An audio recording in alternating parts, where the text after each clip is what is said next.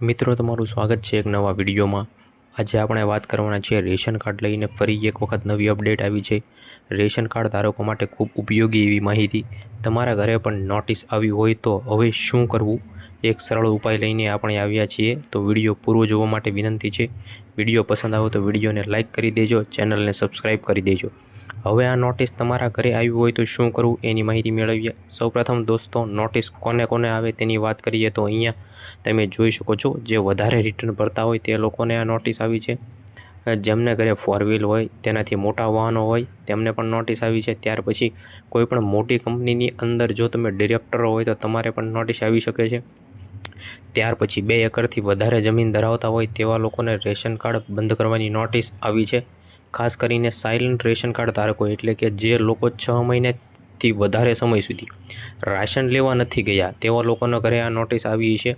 હવે આગળ આપણે જોઈએ કે આ નોટિસ જે લોકોને આવી છે તો હવે આગળ શું કાર્યવાહી કરવાની રહેશે તેની માહિતી મેળવીએ।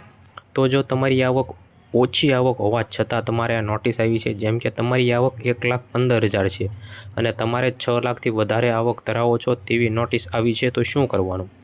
તો તમારી પાસે જે 1,15,000નો આવકનો દાખલો છે તે આવકનો દાખલો, આધાર કાર્ડ, રેશન કાર્ડ, આ તમામ પુરાવા લઈ તમારે આજુબાજુની જે મામલતદાર કચેરી હોય ત્યાં જવાનું રહેશે અને માહિતી સ્પષ્ટ કરવાની રહેશે। અને જો CBDTનો જે રેકોર્ડ આવ્યો હોય તે ખોટો છે, એ રેકોર્ડની અંદર મારી જે માહિતી આવી તે એકદમ ખોટી છે તેવું મામલતદાર સામે જઈ અને તમારે સાબિત કરવાનું રહેશે।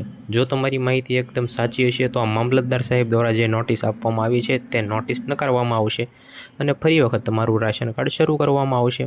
અને આની અરજી કઈ રીતે કરવી તેની પણ થોડી માહિતી મેળવી લઈએ। તો એક કોરું કાગળ લેવાનું છે। કોરા કાગળની અંદર તમારે લખવાનું કે હું NFSA હેઠળ હકદાર છું, મારી આવક 1,15,000 છે। CBDTના જે રેકોર્ડ છે તેની અંદર ભૂલ હોવાને કારણે મારી આવક 6 લાખ કરવામાં આવી છે, પરંતુ મારી આવક હકીકતમાં 1,15,000 છે। આવી અરજી તમારે તમારા શબ્દોમાં લખી અને તે મામલતદારશ્રીને આપવાની રહેશે।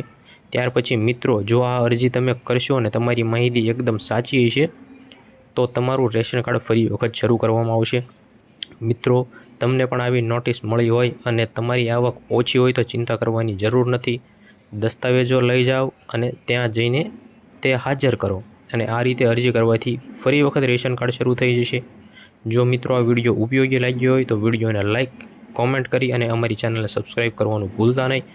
અને આ વિડીયો તમારા મિત્રો સાથે શેર કરો જેથી તેમને પણ ખબર પડે। અને આવી જ માહિતી માટે અત્યારે બેલ આઇકન ઓન કરી લેજો, જેથી અમે વિડીયો અપલોડ કરીએ તો તમને તરત જ મળી રહે। વિડીયો જોવા બદલ આપનો આભાર। જય હિન્દ, ભારત માતા કી જય।